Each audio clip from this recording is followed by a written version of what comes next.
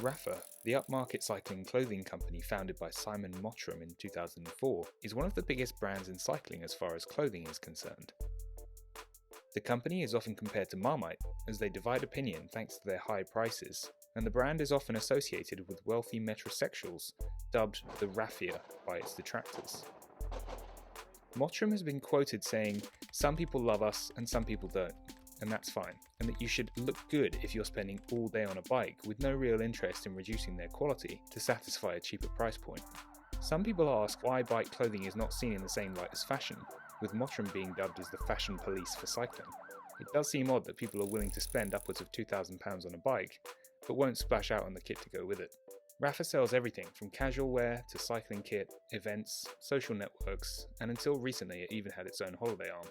But how did a tiny clothing company become a global lifestyle brand, which led them to dominate the cycling world? Here's how it happened.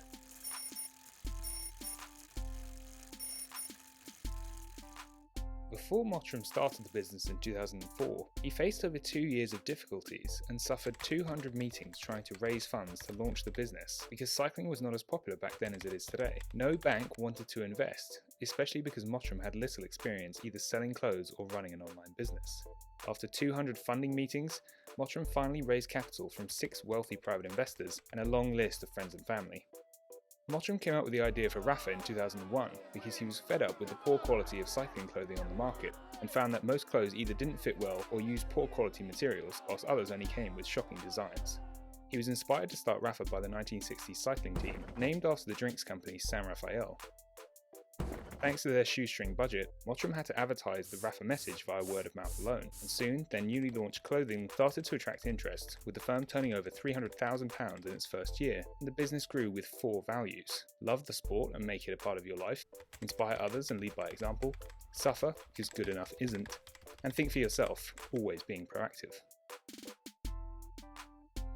Rapha really took off from 2007 onwards, as cycling became more and more popular in the UK, following the Tour de France visiting London that year, the Cycle to Work scheme, and in 2008 at the Beijing Olympics, Team GB's cycling team dominated with 8 gold, 4 silver and 2 bronze medals, as well as Team Sky's Bradley Wiggins winning the Tour de France in 2012.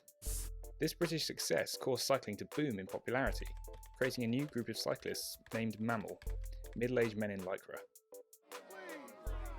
As cycling picked up, so did the interest in Rapha's products, with the firm collaborating with Paul Smith a number of times, and especially so when they began to provide the kit for Team Sky in 2013, a relationship that would last 3 years.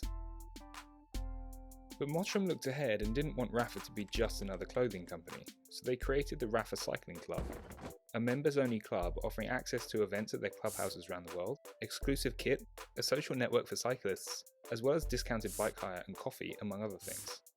This offered Rapha a subscription-based revenue stream, offering more security if clothing sales ever dried up. With around 13,000 members paying on average between £70 and £120 per year, Rapha began their transition to a lifestyle brand. In 2017, with sales jumping to £63 million a year, Rapha was purchased by RZC Investments, the Walmart venture capital business, for £200 million. This was already a questionable valuation of a business that at the time was only generating £1.4 million in profit. Despite the successful sale, Mottram publicly stated that in order to improve the longevity of the business, they would need to make their products more accessible, although he didn't want to be compared to Aldi, who sell a cycling jersey for £15. That may have proven to be a mistake because as of 2019, Rapha had a pre-tax loss of £50 million as their sales figures dropped, primarily because of increased levels of discounts and offers made available. In order to change the fortunes of the company, Mottram decided to close down their holiday agency business, making staff redundant and changing their approach to strategy going forward. But what does the future of Rapha hold? Rapha announced that they would partner with Zwift to launch their inaugural Rapha Cycling Club Championships between the 4th and 10th of May, taking the race online as everyone is stuck inside, as well as offering a series of group training rides with pro cyclist Justin Williams and the 2 teams that Rapha now provide kit for in Canyon SRAM and EF Pro Cycling. Rapha also launched the Rapha Foundation in 2019 to provide funding to grassroots and not-for-profit organisations to introduce underserved audiences to cycling, sharing their profits and no doubt improving their image over the longer term.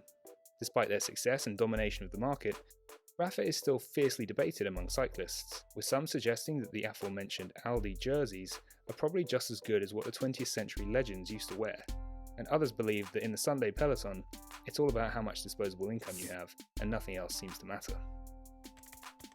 Having said that, as far as Simon Mottram and Rapha are concerned, when a customer buys Rapha, it's not just about buying the product, but also entering into an experience and relationship with the brand.